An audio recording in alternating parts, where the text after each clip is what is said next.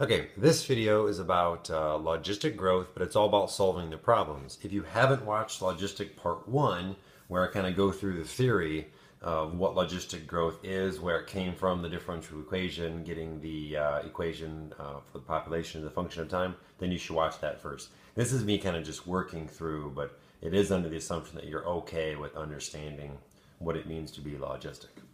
Okay, so here's the generics problem. dp dt equals 0.005 p times 200 minus p.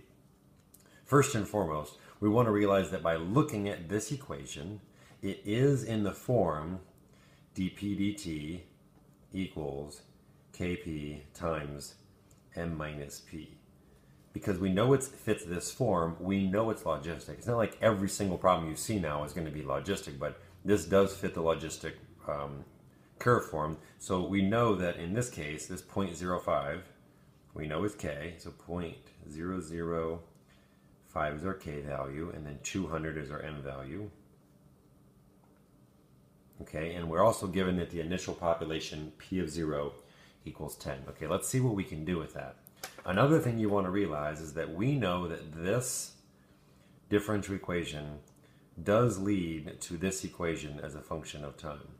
P of t equals m over 1 plus a e to the negative kmt. Again, that's a given piece of knowing that this logistic differential equation leads to this. Okay, so let's use this information to find a. So we know that the population is 10, the carrying capacity is 200, 1 plus a. And what happens here is that when t equals 0, t equals 0 makes all of those 0. E to the 0 is 1, so we just get an a here. So this tells us 200 divided by what equals 10? 200 divided by 20, so that tells us that a equals 19. Okay, so we know k, we know m, we know a, which now means we can write the equation.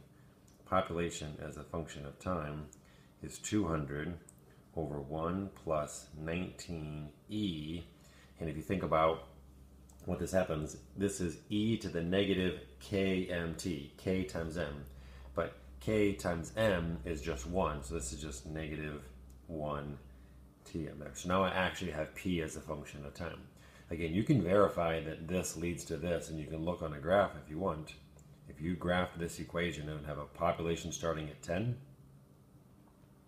it would have a carrying capacity of 200, and it would grow at first, and then grow slower as it approaches a population of 200. Again, this is p as a function of time.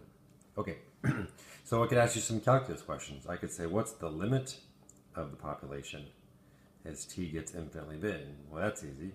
That's just the carrying capacity. That's kind of silly because it's the whole definition kind of where logistic came from.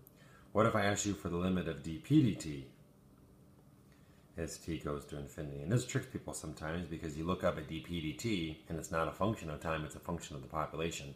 But we know that as t goes to infinity, the population goes to the carrying capacity, and when the population becomes the carrying capacity, dp dt equals 0, meaning once you've reached your carrying capacity, meaning the population that the environment can support, you no longer grow.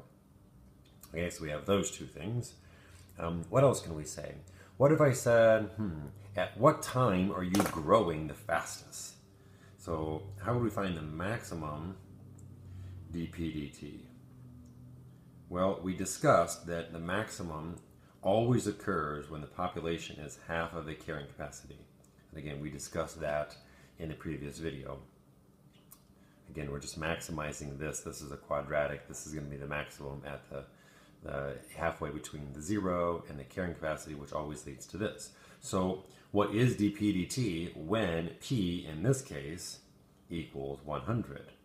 Well, that's just putting 100 in here.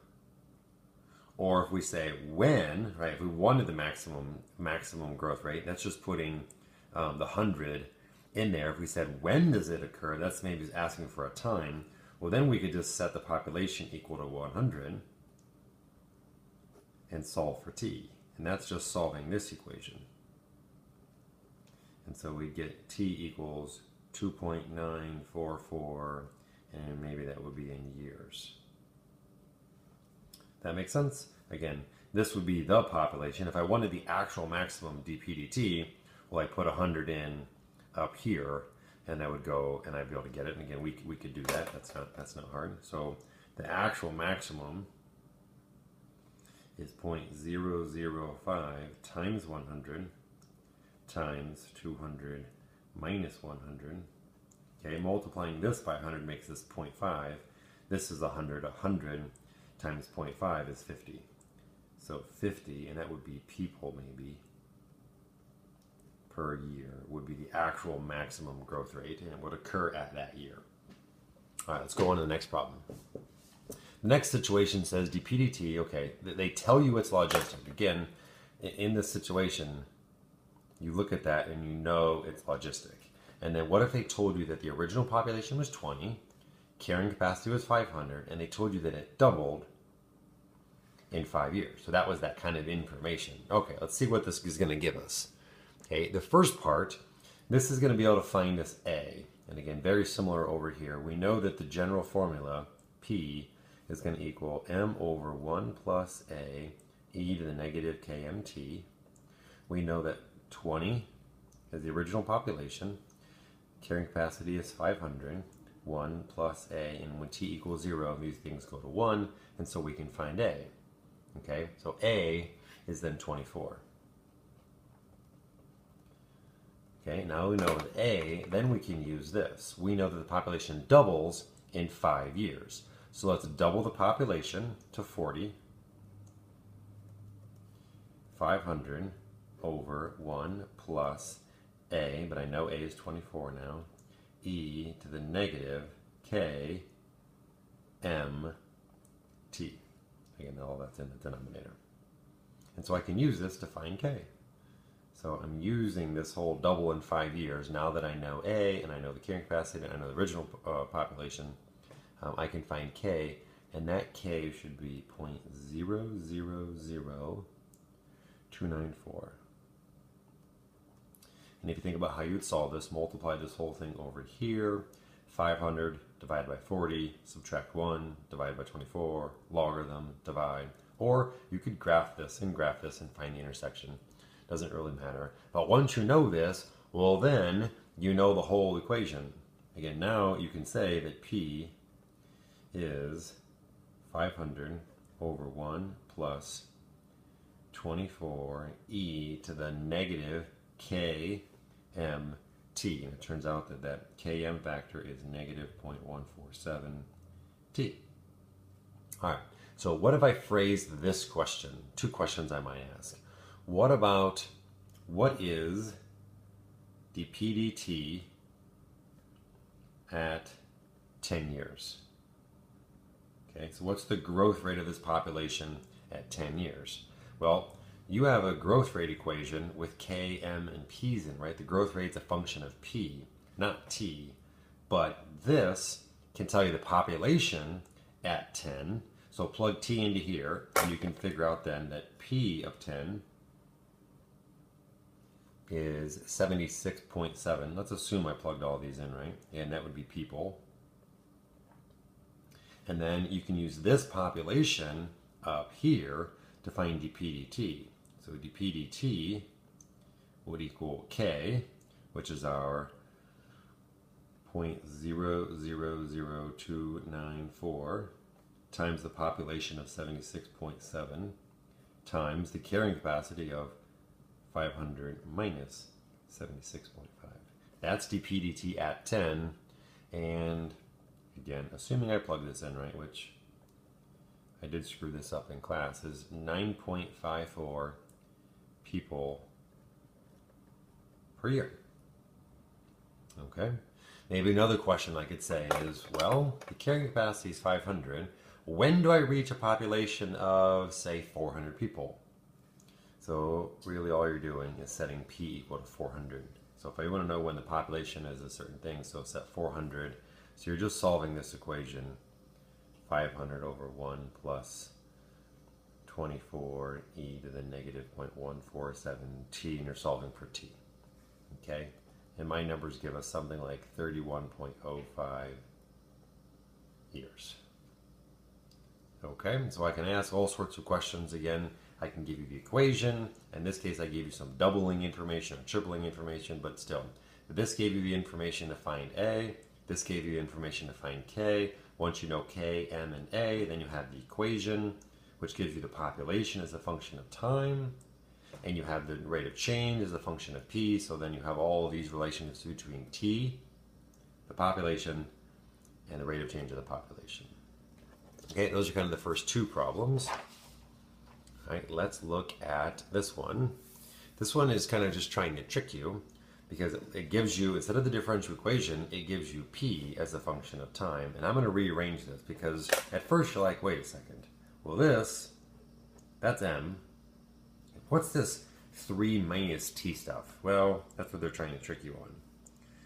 Rearrange it so it's 800 over 1 plus E cubed times E to the negative first. Okay? Now, again, what I did was I separated these two things in multiplication. But now you can realize that this is M. This whole thing, that's just A, which doesn't really mean anything in the story, but it does help us figure out things. And then you know that negative 1, okay, so what we know A is E cubed. We could decide that the original population, P of 0, when we know if we plug in 0 for T, we just get 800 over 1 plus E cubed, whatever that number is. Something like 37.94. Okay, but also then we know that this is of the form, remember the general form is M over 1 plus A E to the negative kmt, which means this 1 here has to equal km. So 1 equals km, but we know m is 800, so now I know k. K is 1 over 800, which is 0.00125. I know k, I know m, I know a. I could write the differential equation if I wanted to. Right? Let's say they wanted you to write the differential equation. Well, then dp dt equals k, 0.00125 times p times 800 minus p. Again, I went with the logistic function of population. I kind of went this direction to actually find the differential equation. Okay, here are other small things the AP likes to do. And again, I'm going to give this to you too, and you have to realize the difference. So what if I told you dp dt equals 10 times 50 minus p?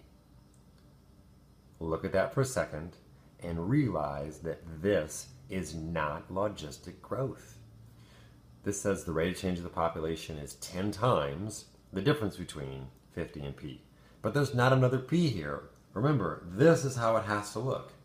K, p times m minus p. That's not what this looks like. This is not logistic. Not logistic. It's a separable differential equation. Fine, sure. I don't have enough room here, but you can separate this into dp over 50 minus p equals 10 dt, but it's not logistic. It just happens. I mean, it'll involve an exponential, but it's not logistic. Okay, so don't get trapped by something that might look similar, but it's not. Now this one, is this logistic or not? Well, it doesn't fit the exact form, but it does. It's just algebraically needs a little manipulation. This says dp dt equals 2p times 1 minus p over 200. Look at this. This still, when p equals 0, you still get p prime equals 0, right? No people, no growth rate. And when you get the population equals 200, you also get no growth, right? You can see then that this means that this carrying capacity is 200.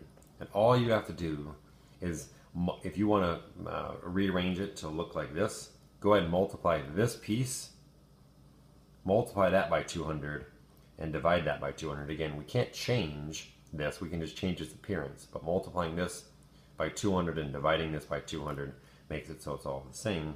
Dividing this by 200 makes this 0.01p, and multiplying these by 200 makes this 200 minus p, and boom, we're back into the form we know. There's k, and there's m. And it is logistic growth. It does fit the form we know and love. They just gave it to you in a slightly different way. Just like over here, they gave you this e to the 3 minus t in a different form. It's not of the form A e to the negative kmt until you algebraically manipulate it a little bit. Okay, those are probably the four most popular problems, and then some sub-problems in terms of what could you do with logistic growth. But hopefully this helped you out.